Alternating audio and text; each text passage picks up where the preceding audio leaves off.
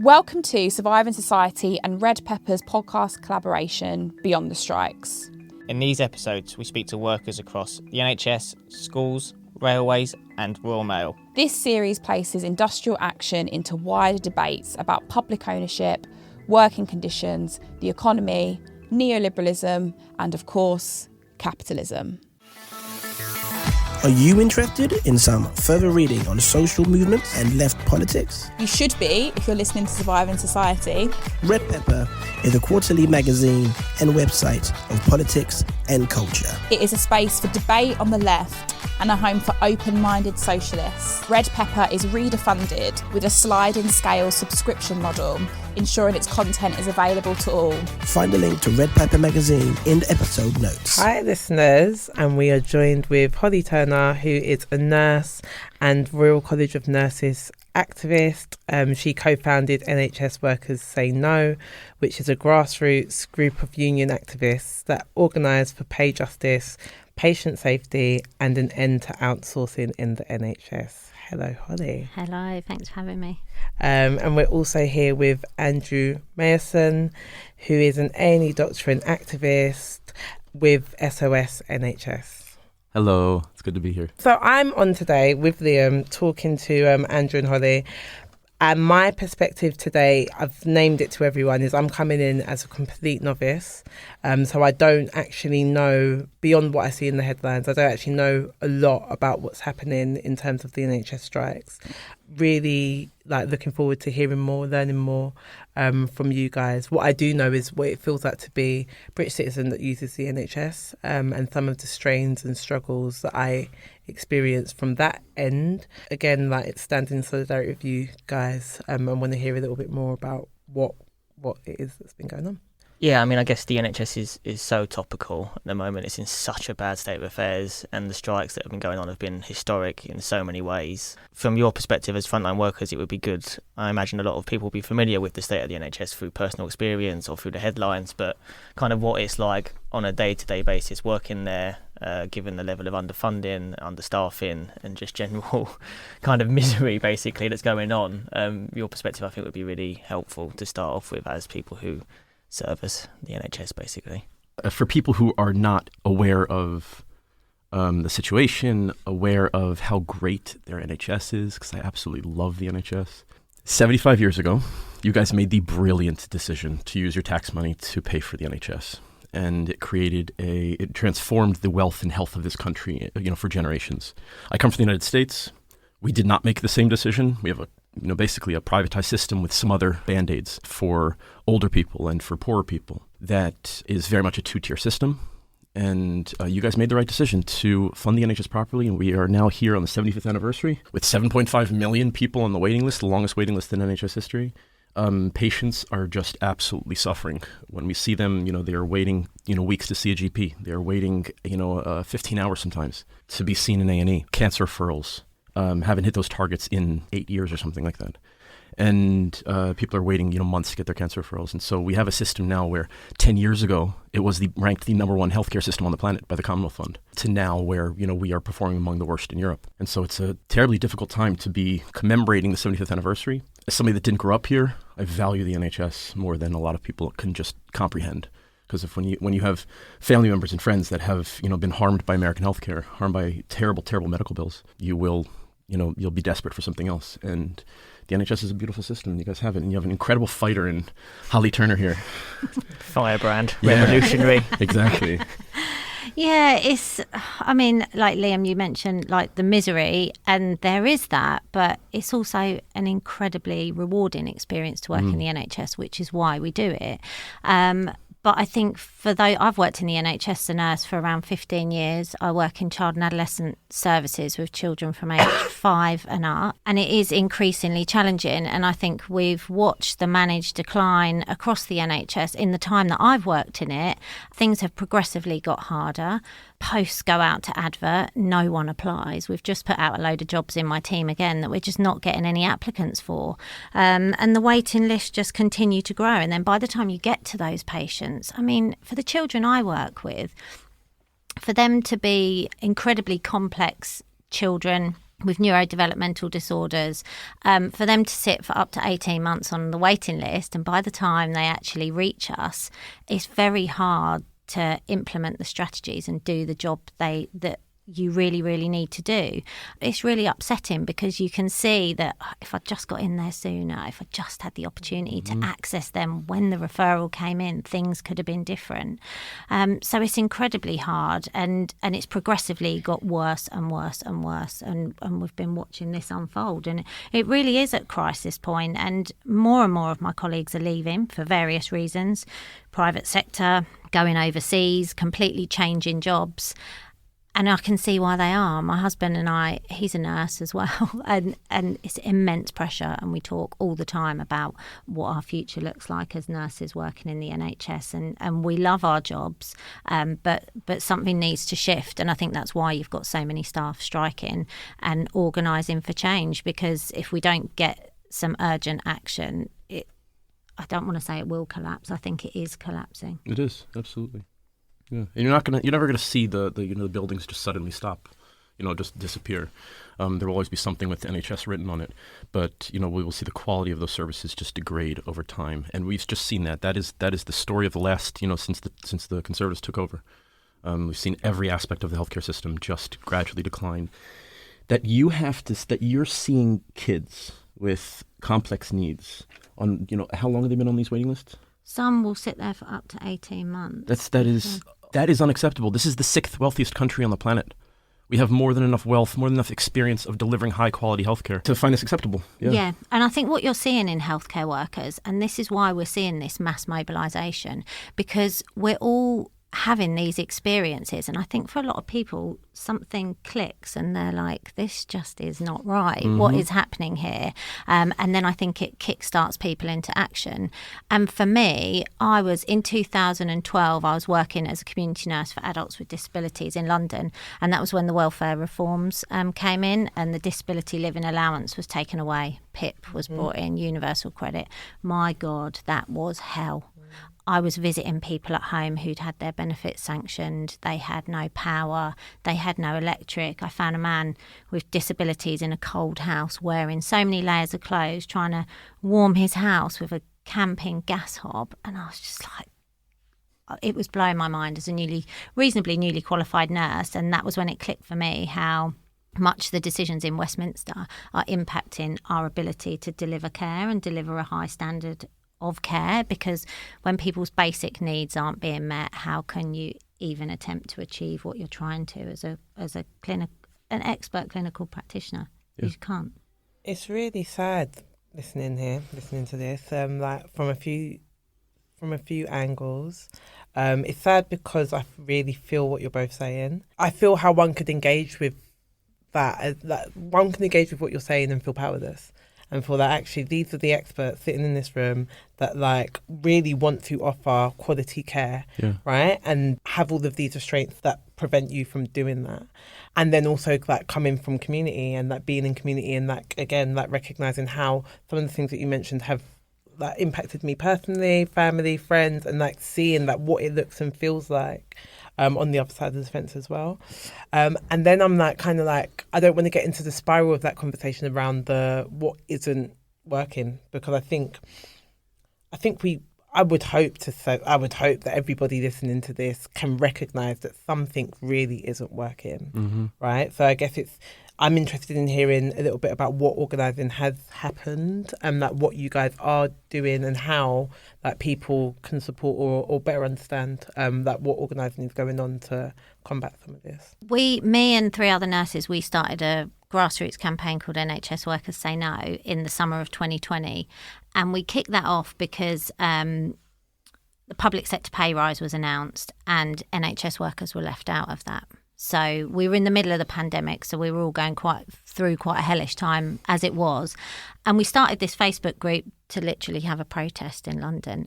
And we started this Facebook group, and honestly, within about a month, we had 90,000 people in this Facebook group, and protests kicked off all over the country, and we were suddenly like, what is going on with this? And so we said, we need to change the name from nurses protest.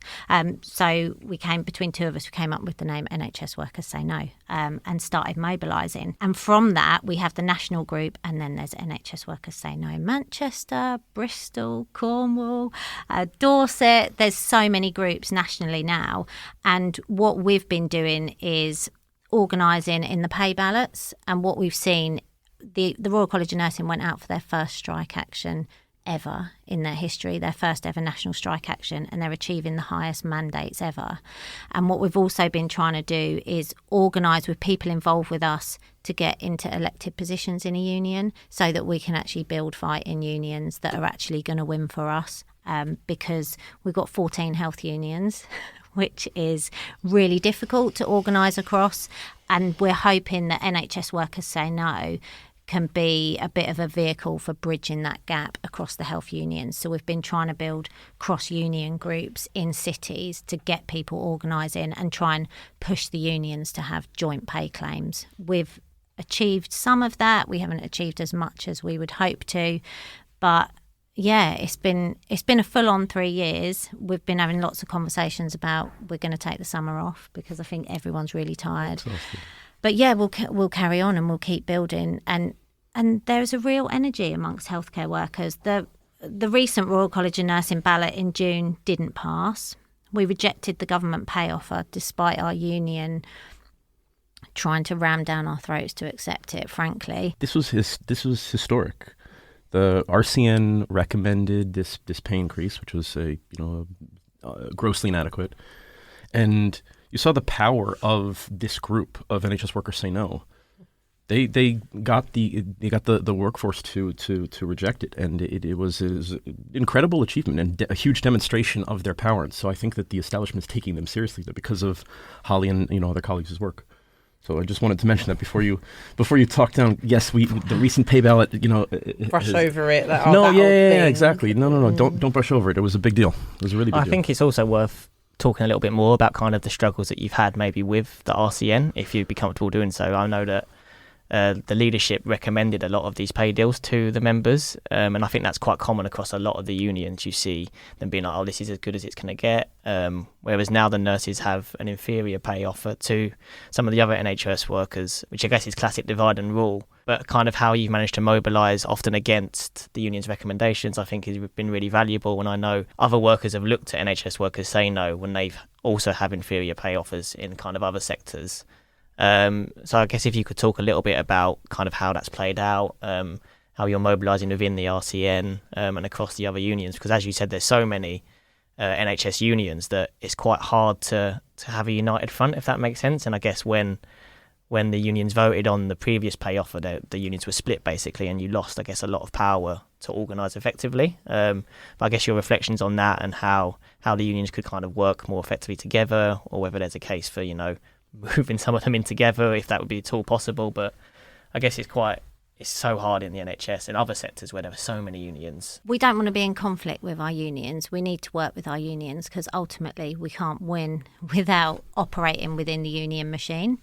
So we're all active members within the union, but I mean, you can't say there hasn't been conflict when they've been recommending we accept an offer, which we saw as very poor. And people went on strike for days on end. We were on strike last December when it was -9 for 12 hours on the picket. You're losing pay. It's really tough emotionally to make that decision to strike. And then you're being told to accept 5%, which is nowhere near the red lines that were drawn. It's not even halfway near the red lines that were drawn. So we did mobilise to get people to reject, and it was really bloody hard, to be honest, because you've got the union machines who have millions of pounds behind them. They're putting out ads, flyers. We've got nothing. But then it shows the power of rank and file organising, because despite having with NHS Workers Say No, and we've always maintained with NHS Workers Say No that we don't want to have any structure, we don't want any hierarchy, we don't want to take subs from people. That's not what we are. And people are as equal if they give 10 minutes of their time a month or if they give hours of their time a day. That's the way we've always operated. But we managed to, with some very generous donations, print off tens of thousands of bulletins which were distributed. We called open meetings that just had hundreds and hundreds of NHS workers on it. And actually, since the vote reject won, we have actually had increased engagement from the unions, and we're probably working a little bit closer with them because I think they've seen the power of the membership. And we also organised a really big fringe meeting down at the RCN Congress with another group called Strike Map. So in conjunction with them, we organised a fringe group. We thought maybe 5 or 10 people would come. The room was packed. It was standing room only. There was even a dog in there. Nice. So I think grassroots and rank and file members are being taken more seriously, and I think people have looked at NHS workers say no because they've seen the growth of it and seen the power that you can have when you mobilise and organise to that extent. And now we've got posties say no, PCS say no, and this week educators say no. Yeah. And when I saw that educators say no logo, I nearly cried. Beaming with pride. I know. Yeah. I know we need a national say no demo. Yeah, that's exactly what we're talking about. Seriously, it's a shame, man. It's just a shame. I'm just sitting there that like, we have to be here doing this. That within our spaces, even like leadership within our spaces have been co-opted, right? And that they are making decisions that don't represent the voice of the average person that they're set up to serve, and that within that, part of our energy has to go towards organising and mobilising to make sure that actually the higher ups within our movements are being held accountable to what they're saying that they're going to do. I think you've mentioned all of the different sectors and the fact that actually everything's gone to shit. From my perspective, this is clearly like by design. Yeah. Like at what point do people catch up, right, and recognise that something's happening that impacts me, that impacts like my community, that impacts our country at this scale. And so thinking through like some of the asks, it would be really interesting to hear like what some of those are, because I think from, again, all people here, all I hear is that like, this group of people are on strike again, and then that might be annoying for these reasons, right? But like, it would be really interesting to kind of get behind some of the ideology behind what is happening and why it's happening. So yeah, what are some of the asks, and that what have you seen, maybe Andrew, in your work, what have you seen that seems to be working? You're right. I mean, for a lot of people, they see, this group of people is on strike, this group of workers is on strike again. You're also right that everything has gone to shit. I think that's going to be the big key to the next election. People are looking around them at every single aspect of their lives, whether it's having to pay rent, whether it's having to pay their mortgage. Food inflation, 20 to 30% in this country. It's becoming a very difficult place to live, and it shouldn't be like that. We are a wealthy country. So, why is it so difficult? Why are teachers so unhappy with the state of the schools? Why are NHS workers so happy with the state of healthcare right now? And, we have seen they call us, it's amazing, they call us militant. When they inherited the number one healthcare system on the planet and then underfunded it by $400 billion over a decade. Had no plan for staff, for beds, for social care, just ran the system completely into the ground, killing hundreds of thousands of people. And yet we are the militant ones, not the people that are radically trying to alter and change and ruin the best healthcare system on the planet 10 years ago. And you see that in schools, you see that in our communities, you see that in your water. That the state of water in this country with the privatization, with that people can't bathe in or swim in public waterways. Nothing about this current system is working, and I think that a lot of people are expressing their frustration, their anger through this. And after, I think something that I just don't understand why the current Labour Party doesn't recognize this. This is not a normal situation that we're in. We just got through the worst crisis in our country's history since World War II. In the aftermath of World War II, this country had to invest in a major way to rebuild the country. And I just don't think that Labour Party right now understands the magnitude of this problem and the historic response that is needed in order to really improve people's lives in a meaningful way and fight for a different future that is radically different from the Tories. And I'm not saying this shouldn't be radical to say that, kids shouldn't starve, that kids should have a good education, that people deserve high-quality healthcare. This shouldn't be radical to say that. But that's where we're at right now. Things are bad out there. We need a government that fights for us. And I don't think we have that right now. I think they know. You can't be so incompetent that you do not know what is going on and that you do not know what the left is asking of you. I think that the idea of like them being so disconnected that they don't understand is part of what lets them get away with upholding some of their ideas. And I think that there is, again, it's this constant battle of like, to what extent energy goes into like exposing that, combating that, and then to what extent energy goes towards like actually trying to, on a community level, solve some of these issues and like create spaces and channel that into ways to support communities. So it's a constant toss up, and I think like any version of organising on this side of the fence at the moment, like it's recognising where you, the individual, where you fit, and that where you want to put your resources towards, and who you're working with as well. I think there's something around that, who you're partnering with, who you're working with. If you know that actually your efforts are going to go towards like lobbying and like holding our government to account, or holding the Labour Party to account, holding systems and structures to account, that how are you working with people that are also in communities and like creating like alternative or imagining alternatives for how we do social justice work. I think that is a key debate in the unions at the moment. I mean, both of your unions, the RCN and the BMA, aren't affiliated to Labour. I'm pretty sure that's right. Yeah, there is a reluctant kind of recognition within the unions that maybe actually the millions that we pour into the Labour Party is actually probably a waste of time and resource. But dragging the unions to that position is hard work as someone who works in the union. And I think you are seeing that a little bit with Sharon Graham, who's now the head of Unite, who's saying basically, look, our political fund could be spent in communities, organising for housing, healthcare, blah, blah, blah. So I actually don't think it's worth spending that much time on Labour, because they're not going to do what we want unless we have people organised around it. I mean, their pledge for the NHS is basically to use private sector capacity to reduce waiting lists, which I'm sure you guys can both tell me is just a complete load of shite. Now, what magic spare capacity do we have in the private sector that is going to come and rescue our enormous problem that we have in the NHS? It's not.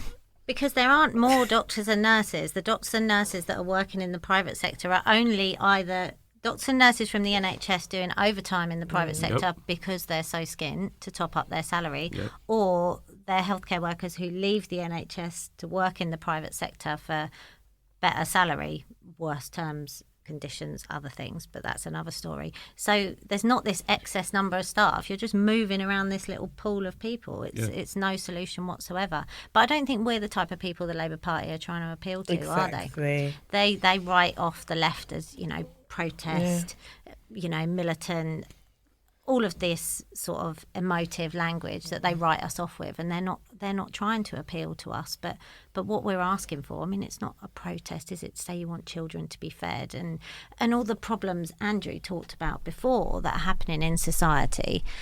Like, we're seeing the impact on people's health from all of those things. Like the hottest day on record last year was absolute hell in the hospitals. So many people coming in, the staff being dehydrated and collapsing on the wards because hospitals have one temperature, freezing or boiling. That is a fact. That is true. I visit children in their home. We've got a new area of our risk assessments now where we document if the home has a significant amount of mould that's a danger to the child's life. That's a new part of our risk assessment. My husband's a mental health nurse. He carries food vouchers for people on every single visit he goes on now. Wow. This is the way things are. I'm constantly writing supporting letters for families about housing, about issues they're having.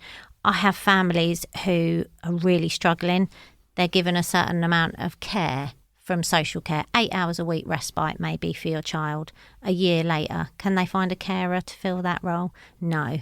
Everything is completely collapsing. And then we do see the impact on people's health, the people that we're seeing come through the NHS. Yeah. It's just you have politicians for the longest time just doing these short-term plans because they want to win a headline. They want to win the next election. And it is never, ever looking forward, 20 years, thinking, how can we substantially improve the health of the population? And how can we improve our economy? How can we make sure that we have a vibrant, good economy where we have healthy workers, where we have, everybody's healthy and free to do what they want to do and live their lives here in such a wealthy, great country that this is. You need planning over time to make sure that happens, not these short-term plans that we've seen from these governments. It is shocking to me that, after I said $400 billion has been pulled out of the NHS over the last decade, and the amount of heartache and the loss of life and livelihood and national treasure that went into this last-minute COVID response. You can't run a pandemic last minute. You have to plan for that over time. Right now, given how much money's been pulled out of the system, Rishi Sunak is saying that he doesn't want to. He can't increase government borrowing because it will feed inflation, and this is the best pay offer that they can give us. Basically, that the pool of money that they have to work from is finite is just not true. And there are a number of things that adjustments that can be made for the tax system to claw back some of these things that Labour is talking about. But we are at a major inflection point in the history of this country after austerity 1.0, after austerity 2.0, because we're in that right now, or after this terrible COVID response, where we need massive investment in our health. In my mind, the only way that we're going to do that is by asking people with the deepest pockets to dig just a little bit deeper. Billionaires, people with wealth over 10 million pounds. The royal family, I'll say it. I'm not from here. I just think that, I find this fascinating that these are people with immense wealth. And nobody's asking them to do much beyond to give 1 to 2% extra in taxes on wealth above 10 million pounds. It's not going to force them from their homes. It's not going to change their quality of life. They will still be obscenely wealthy, but we can have public services that are properly funded. We can have an investment in our children's education. We can make sure that in the 6th wealthiest country on the planet, we don't have children going hungry or waiting 18 months for a referral for mental health services. That's unacceptable. We desperately need a new social contract right now, and the people with the broadest shoulders need to do their patriotic duty and chip in so that we can all live in a healthy society. It's unacceptable what we're seeing right now. It really is. And there seems to be no ambition whatsoever to try and achieve what we need to keep people safe and to keep people healthy. And it is achievable, but there is no drive or no ambition to achieve what we need to do and to put the steps in place to have all the things that we need to happen. There's just this sort of hand-wringing and saying, we have to use the private sector. We can't do that because of this, because of that. There's no reason why we can't do what we need to, exactly as Andrew said, and achieve what we need to, rather than putting out, contract after contract to tender. The outsourcing increases, the privatisation increases. They're even talking now, there's mentions of charging people for a GP appointment, which takes away the absolute fundamentals of the NHS. I can't believe it's even a suggestion, and frankly, the administration involved would outweigh any money they would make from it anyway. Yeah. And I don't think, I heard someone saying they probably wouldn't have got away with that 10 or 15 years ago. Absolutely not. But I think they will now because Absolutely. This comment I saw, No, because they're not. people are desperate. No, because we have NHS workers saying that. Yes, and We have SOS NHS. No, but We're fighting back. Can we name that though? Because I also think people need to hear and understand that, right? Because there is work happening behind the scenes. Because I completely agree with you on that. I think, and I was saying this earlier, that my experience as a child growing up in the 90s of going to the GP, going to the hospital, and my experience in comparison to now, it is mind-blowingly different. When I analyse being a child, my GP is my godmother, rest her soul, and that's how close, because I'm the youngest daughter, and she'd just been she was a part of the family. The experience of how that felt, how it felt back then. We were receiving care, and we were receiving care because there was more capacity, and I can feel the difference, right? I'm also someone that lives with a personality disorder. Mum also lives with multiple health conditions, so have got constant engagement with healthcare services, and often, if not always, the feeling like nothing's happened, right? And again, this isn't about the individuals that are seeking to offer me care within the constraints that they are given. It's about the system. And so where we are today, recognising that there are people, two of these people I'm in the room with right now, that are behind the scenes, that are fighting so that we can have a different experience.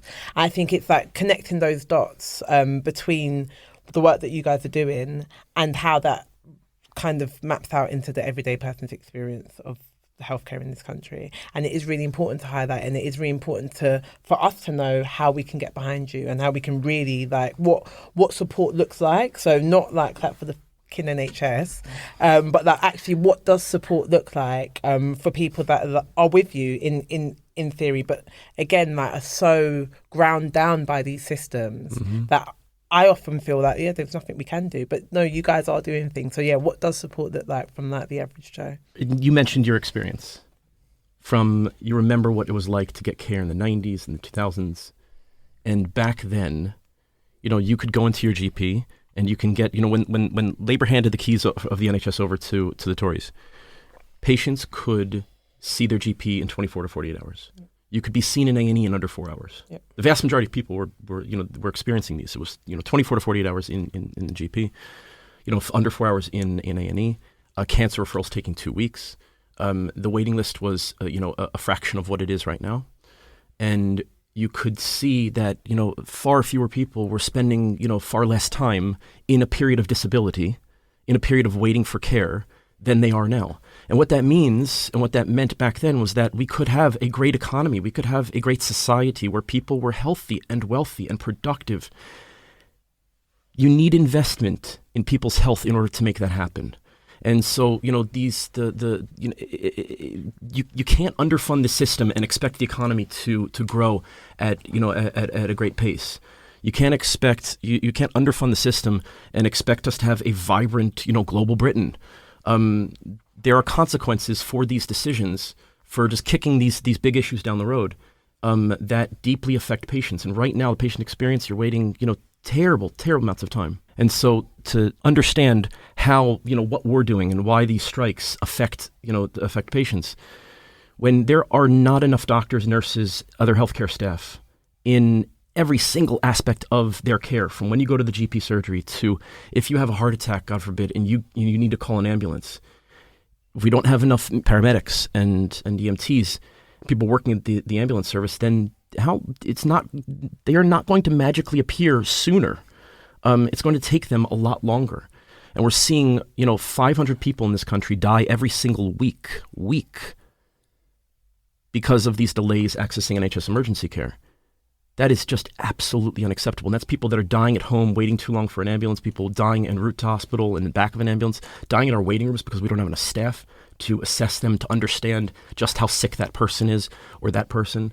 And then, it takes a lot longer for them to get processed through A&E. It takes them a lot longer to be admitted to hospital and to receive treatment in hospital. We have among the fewest doctors and nurses and scanners, CT scanners and MRI scanners in Europe. There has been a massive raiding of the system, of this great system, over the last decade that has severely harmed patients. And so, that's why, we do this through the right channels. We raise all of these issues for the last decade. We have winter crisis over winter crisis that spills over into summer. And then, and that's why we're at where we're at right now, where, a huge number of NHS staff are out on strike because this is unacceptable. We've seen too many patients come to harm because of this. And the only way that we are going to reverse this is protecting the staff that we have now, that we've spent an enormous amount of time and energy and money training, ensuring that they don't go abroad to Australia, New Zealand and elsewhere, keeping them within the system. And that's the smartest thing overnight, a pay restoration deal, 25% with, future increases tied to inflation. That would keep a massive number of people working here in the NHS. And that is the smartest, best thing to do, in the immediate term to fix this. And that's why the public need to continue supporting striking NHS workers, because we are, look, if I wanted to go earn more money, I would go back to the States and earn 4 times as much as an A&E doctor there. 4 times as much. I'm staying here. I'm fighting for the NHS. Holly's here fighting for the NHS because we believe in it, because we value it, because it is one of the greatest things your country has ever done. And, that's why the public, please continue to support us, because we are fighting for you. I feel like overwhelmingly the public are behind us. And polls continue to show that the public are behind us, and they do support the NHS in the form it is in, a free at the point of access service. And I know for a lot of health workers, especially going through strike action, there is always that concern about what the public are going to think of you. And polls never seem to change. The support never seemed to change. And I know... No matter how many times they attack you. Yeah. And I think for me, as a reasonably prominent activist for the NHS, I think being that prominent does put a lot of healthcare workers off, and probably public sector workers in other areas. It can be quite intimidating, and it can be quite off-putting to put yourself forward and be willing to, you know, stick your head out and say that I'm going to fight for what I think is right. And I've had numerous attacks across the press. I mean, the Mail and the Express and the Telegraph. I've had some awful articles on me. In the article story online, they'd embedded a video of me speaking on a Zoom meeting, which I don't even know how they got that. They named the hospital where I work, you know, and then when I'm going to do community visits to families, I'm thinking, shit, does this family read the Daily Mail? And before I get to their house, they're going to have seen this. I've got to a visit before, and a parent said, "We saw you on the news last night." And my heart just sunk, and she said, "We're right behind you." And I just thought, oh, thank God. That could have really gone either way. And I do think it's off-putting to a lot of people to be really prominent and stand up and fight, because the attacks are hard when you get them. And there are still, although the majority of the public are behind us, there are still a lot of people who believe what's written in the news about healthcare workers, that we're greedy. One of the recent things, and I think it actually came from Labour, they were saying, you know, one of the problems in the NHS is the staff aren't innovative enough. Oh, come on. Like, come off it, you know, or that we're not working hard enough. We use knives to make tea. We're plenty innovative. People are working so hard. Yeah. And Andrew is right that the biggest change we could make immediately would be to lift pay and stop people leaving, because we've seen the new NHS workforce plan, and frankly we have no faith in that plan whatsoever, because all they are looking at to fix the retention crisis is recruitment, and you can't fix a retention crisis with tens of thousands of newly qualified staff, because you need the skilled and experienced staff in place to train them and mentor them and support them. You can't run a hospital with newly qualified staff. But there never seems to, from any political party really, seems to be any focus on retention of the staff we've got. We have poor working conditions, very long shifts. They removed all 7-hour shifts. So everybody in hospital settings and a lot of community settings now does 12-hour shifts. You rarely get a break. People are working in dilapidated buildings with roofs that are leaking. You haven't even got fit buildings to be working in. Yeah. For me, as a community practitioner, trusts keep merging. It's a cost-cutting exercise, basically. So trusts will merge to save money. I did one visit the other day. It was a 90-mile round trip. It was my first visit of the day. And that's because they just keep merging and merging to try and cut costs. And you're ending up with these huge visits. I mean, they haven't increased our mileage rates, I don't think, for about 15 years. So we're out of pocket on fuel. And then there's no training budgets either for people to, you know, progress and learn new skills. So pay is a big one, but conditions are increasingly poor, and that has got much worse over time. In the time I've worked in the NHS, the 15 years I've been there. So depressing. It is. You've been saying, kind of, you take a step back, is that the NHS doesn't exist in isolation to wider society, I think, and that you can't have a thriving NHS if we continue to not invest in education, housing, which lift kids from poverty. Yeah, which isn't recognised in mainstream political discourse. I don't know if you saw. Did you see George Osborne's evidence to the COVID inquiry? It was mad, where he was basically saying that austerity had prepared us well for the pandemic and that he sorted us out. It was honestly Michael Marmot, the guy who, like, Public Health 101. Yep, always great. He tweeted that he was basically a flat earther. He was like, the level of ignorance that he is showing about how public health works is astounding for someone who is Sergeant of the Exchequer. Yeah, exactly. The economy. And you see that, like, connecting those dots, I think, are important, in that we can't actually save the NHS alone. Like, it is part of a wider system of public wealth, or lack of public wealth at the moment. which doesn't seem to be recognised at all. I think kind of building on what you were just saying, Holly, about how the NHS trusts are emerging and kind of getting access to basic services is worth kind of speaking a little bit more about, because we were talking about this before. There's like the level of privatisation within the NHS isn't something that I think is widely recognised. There's almost like a kind of national mental block, or that you'd be like, no, the NHS can never be privatised. They wouldn't privatise it. But like, if you look at provision why do people still believe that? The Daily Mail. That's what they say, isn't it? Yeah. They say that they were. That's not their plan. They privatized everything else. Yeah, and they're doing it to the NHS too. Why is it so hard to grasp? And I guess that's their thing. That's what they do. Social, I guess, like social care provision is kind of like the canary in the coal mine. I guess in like what 80+% of social care is now privately provided, and that is obviously the way the NHS is going. Is it working well? I don't think so. The patients think it's working well. The people still have to sell their houses for it. It's terrible. But I guess if you guys could speak as frontline workers about the impact of privatisation, or like the extent of which private provision, I think it's particularly prominent in like child mental health care or something. I saw something, a report that said in Manchester, basically you have a 50-50 chance if your child has mental health issues for private or public provision.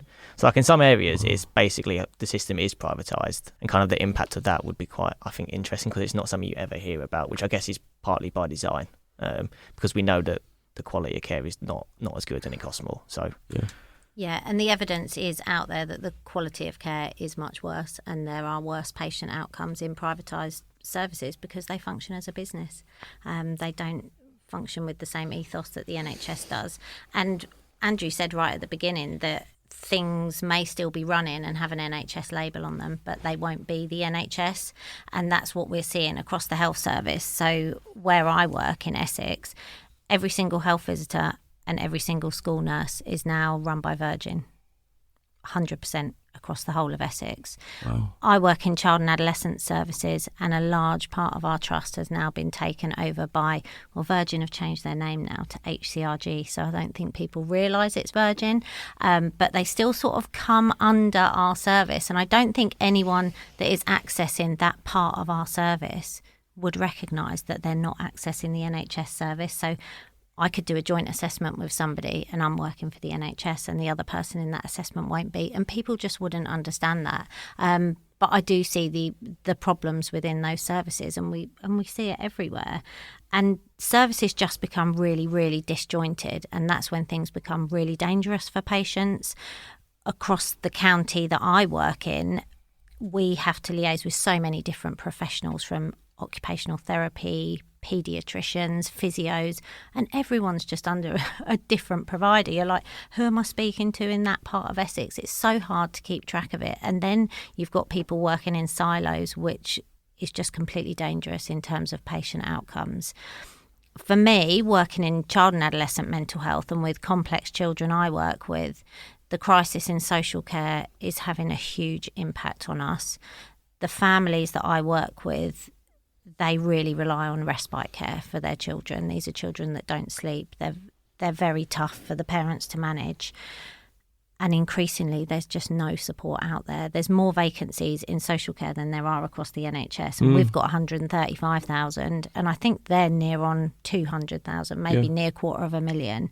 And we're really, really feeling the impact of that. And it's near on impossible for us to do our job with some of the families we need to, because they're not getting the support they need.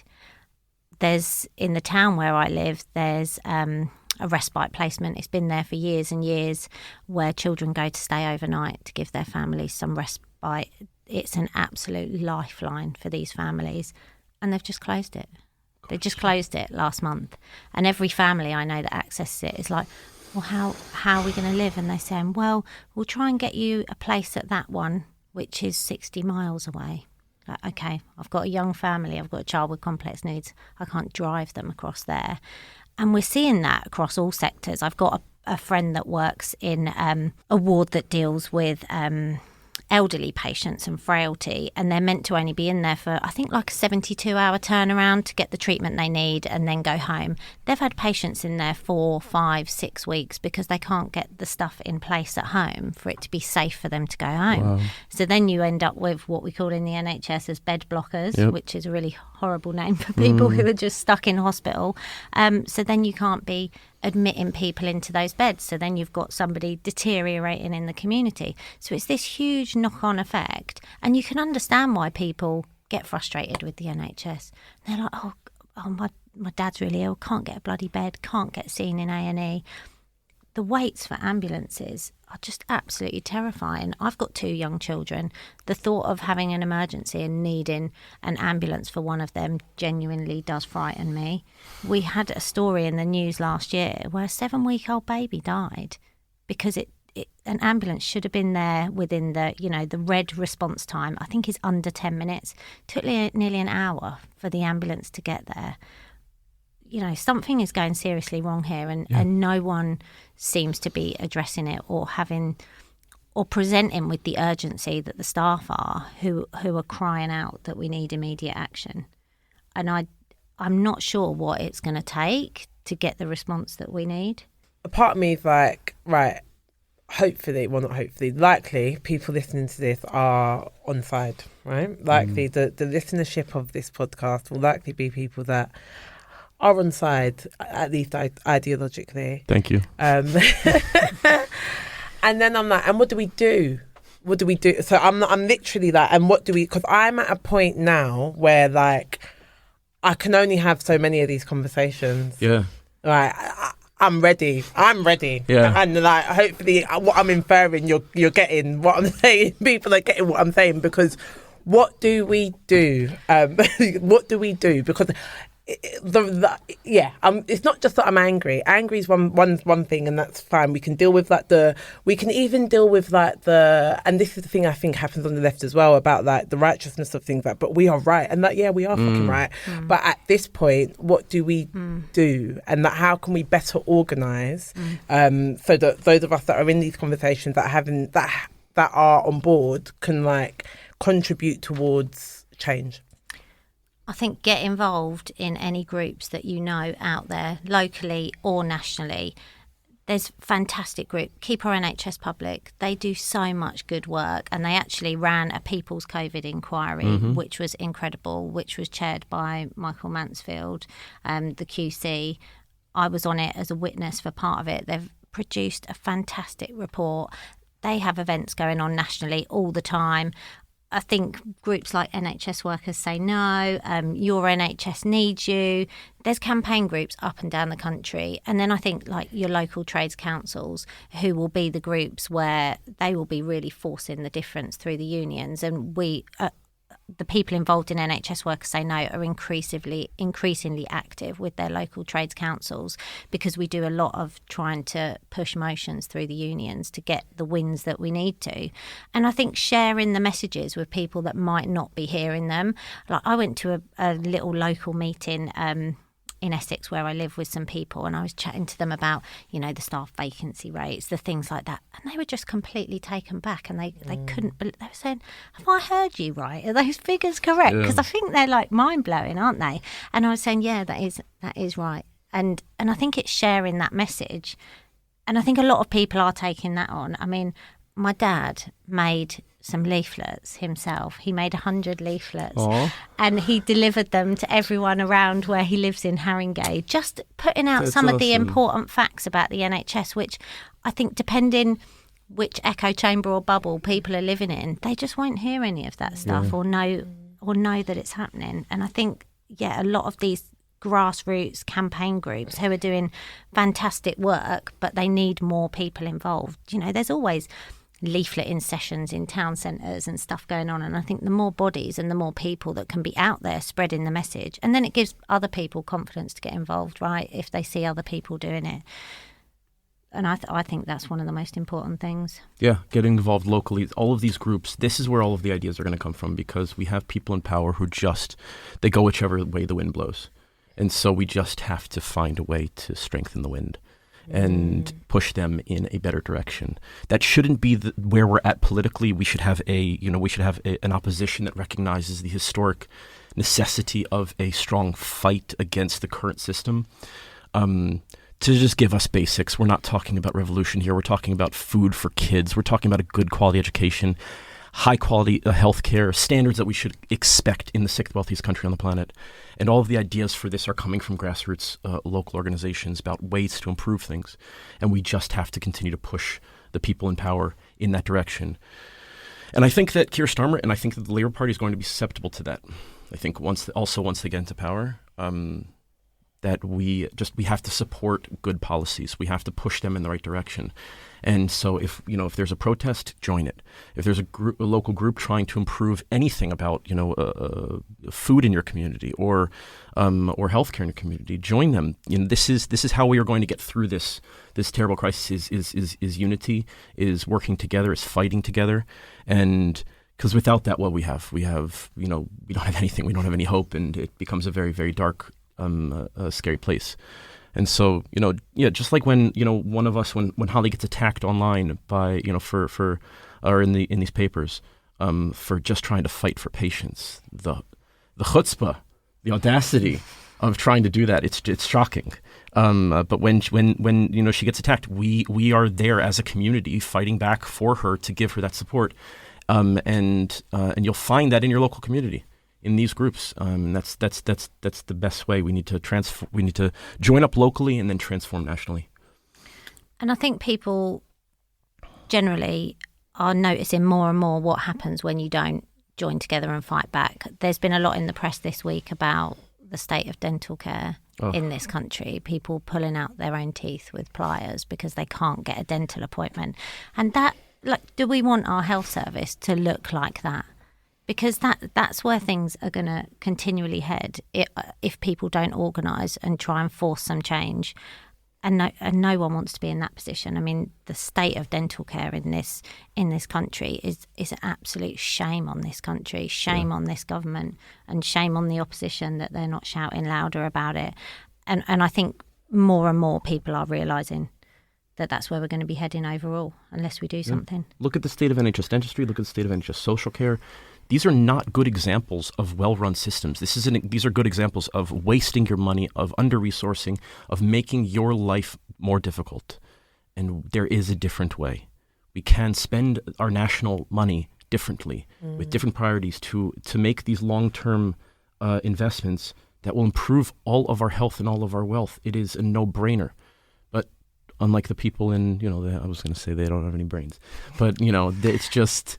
No, they have the people in power right now have good brains. They're just using it for bad purposes. No, these don't have any brains. But the people that came before them had brains to be that they put the wheels in motion. Yeah, exactly. They know exactly what they're doing. Just thick. They're just thick. Yeah. They just inherited it and they're just doing, and they're too thick to hide it. The ones before, I think, actually were more intelligent and they were able to come with some version of logic that allowed people to follow them. But whereas this now, it's a shit show across the board. And no, it's a shit show across the board. And I think we have a responsibility to tune out and tune into each other. And that really, I think, if there is ever a time to organise, if there is ever a time to mobilise, it is now.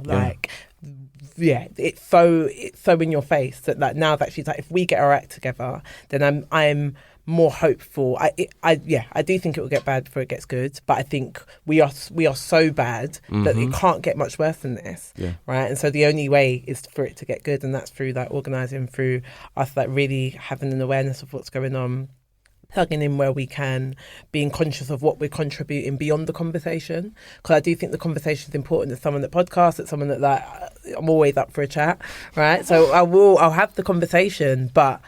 And then what happens, right? So people listening to this, we've had this conversation, we're having this conversation, it's an important conversation to have. And then what happens? And I guess it's a call for people to really think through what decisions they're making to really be in solidarity beyond lip service. I think there's often kind of a tendency to overcomplicate matters, and people look at these massive crises and think, there's nothing that we can do.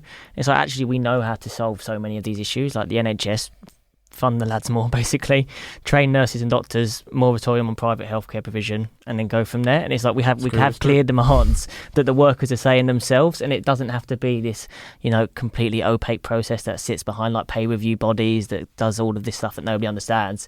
It's actually, if people understood the problems, which is what you're saying, Holly, and understood that we have the solutions to it, we probably would see a lot more change. And I think that is where it has to come from. government needs to recognize their solemn responsibility to protect the health and wealth of this population. And unless they do that, unless we see that commitment from labor and commitment from this government, then we're not going to see major change in this country. And that's why we need to fight for it. Our public services are not going to save themselves. Thank you, guys. No, honestly, I'm in awe. I learned a lot talking to you both. So important to have these conversations, but also just want to say on air that we are with you. Well done. We are behind you and we're supporting you, and that we are grateful for all that you're doing. Thank you, guys. Thanks for amplifying this message. We appreciate it. Thank you for listening to Surviving Society. To support our work, you can rate, review and subscribe. To host or produce a series of Surviving Society, get in touch with us via Twitter or Instagram.